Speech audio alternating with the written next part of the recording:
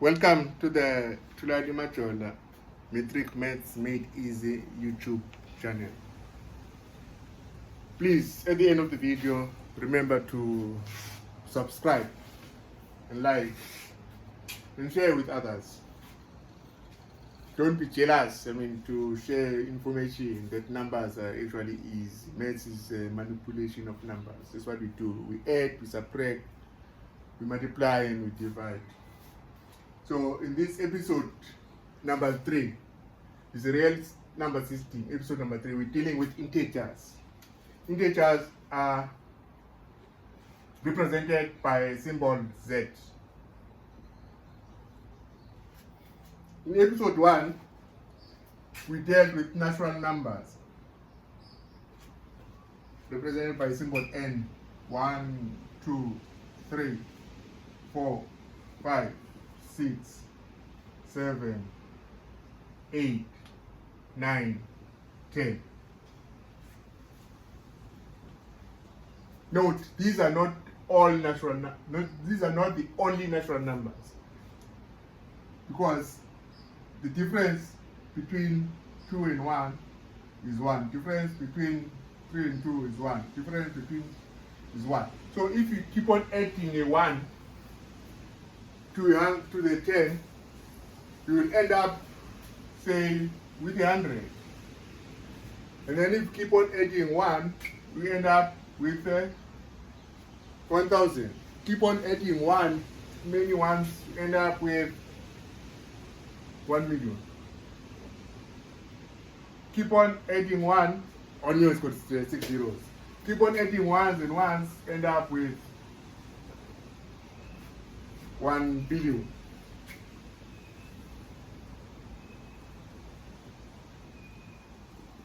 You keep on adding 1 and 1 and 1, and then you end up with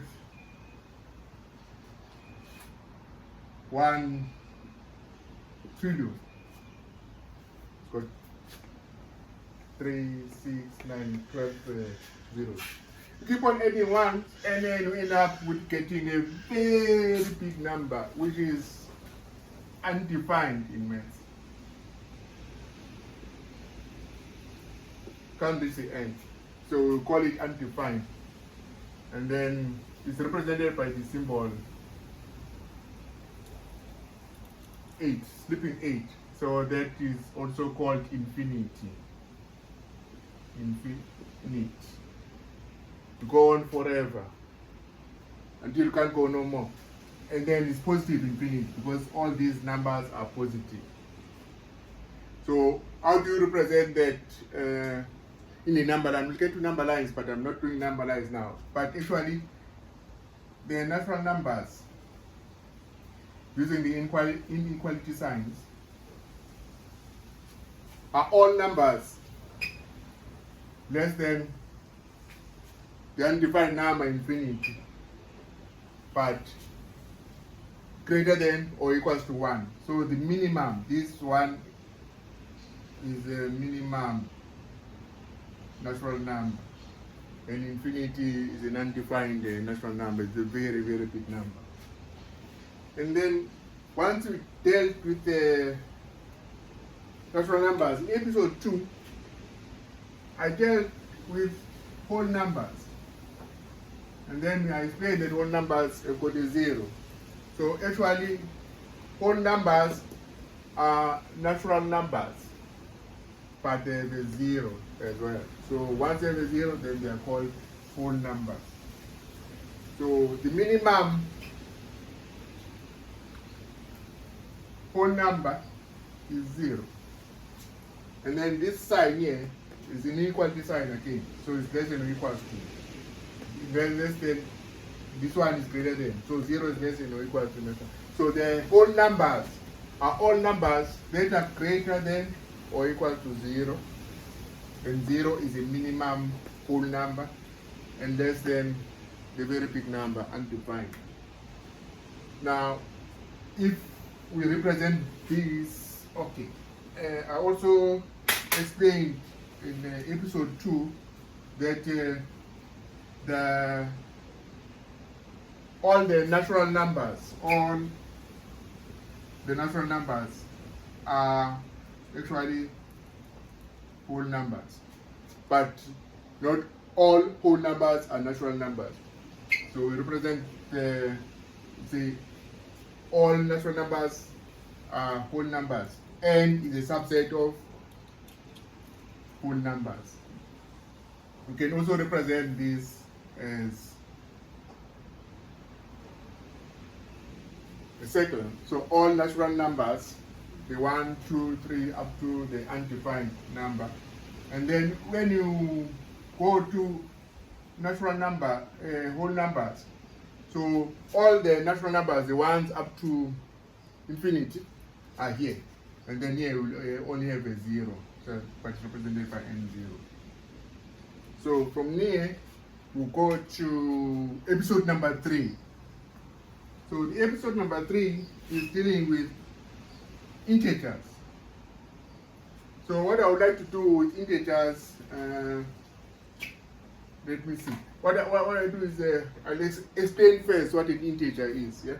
So or how you get to the integer.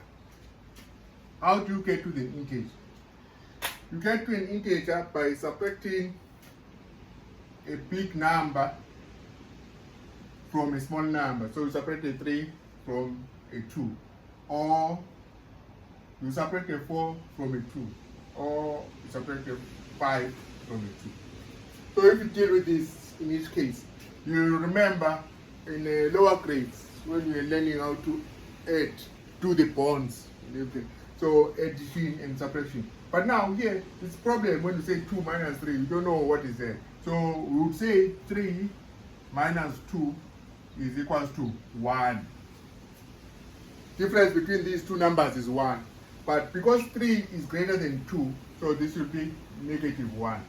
But now you can't say negative 1 because it's 3 minus 2. So what you do is you put the brackets and you multiply by 1, negative 1.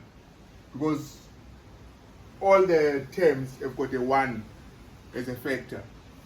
So now you've got 2 minus 3 is equal to 3 minus 2 times negative 1. So 3 minus 2 is actually 1, but times negative 1, when you multiply a negative and a positive, you get a negative. Similarly with 4, with 2 minus 4, this will be 4 minus 2, which is equals to 2. But because 4 is greater than 2, so this will be negative 2. So written like that. And similarly, 5 minus 2 minus 5 is 5 minus 2. 5 minus 2 is 3. But because 5 is greater than 2, so this will be negative. Actually, it's written like that. So this is 5 minus 2 is 3 times negative 1 is negative 3. Go back to also lower grades. I'm sure most of you, all of you basically, you know the thing called Potmas. But when I go to schools and talk to them about this, they laugh at me. And then I just don't understand because Potmas applies from lower grades to matric, even at university. Yeah. So at university level, we still use the Potmas. So what is the Potmas? Potmas is the brackets first, and then you deal with the off. If there's an off, and then you go division, you go multiplication, you go addition, you go subtraction. So Potmas. If you've got any expression you want to simplify, you start with the brackets first. You work out what is in the brackets, and then you go to the next one. If there's an off, and then go to the next one is the division. You go to the next one multiply, to the next one addition, go to the next one, which is last one subtraction. So now here you've got the brackets, but in the brackets you've got, when you say 2 minus 3, okay, no, let's do. So when you say 3 minus 2, you've got the brackets. So in the bracket, 3 minus 2 is actually 1. But you is multiplying that one by negative 1. So you get a negative 1. 4 minus 2 is equal to 2. 2 multiplied by negative 1. So start with the brackets. And then there's no off, there's no division, then you go to the multiplication. Yeah. So remember, this is very important. This Portman's thing. Don't laugh at people when they talk about Portman's, because those people, they know the simplification of math. They know the basis of math. So this is what I'm teaching you now. Now, with this, now this negative, how do they fit into the whole numbers? These negative are actually negative whole numbers. These ones are positive whole numbers, but we never write positive. We don't write positive. Same like multiplying by 1. Don't say this is multiplied by 1. 1 is multiplied by 2, multiplied by 2. We don't write. So this is assumed when you see a number without a negative sign, that number is positive. So now with this negative, negative 1, got negative 2, got negative 3, we have negative 4, got negative 5, then you can have negative 6, and then you go down forever, until you reach an undefined negative, yeah, undefined negative number, and that number is infinity, but it's on the other side of the 0. And 0 can neither be positive nor negative. So when you describe the integers are actually the positive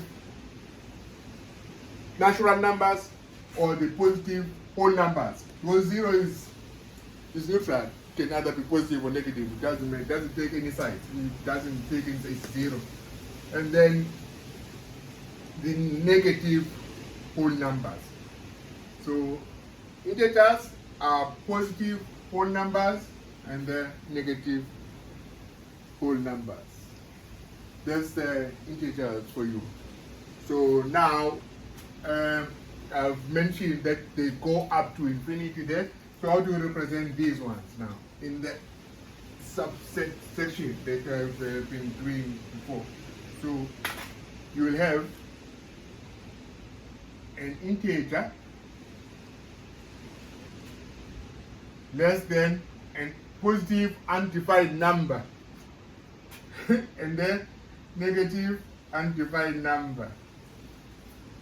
So integers are all positive whole numbers and all negative whole numbers. So now if whole numbers are integers, how do you represent this in the subset, what we call section? So I said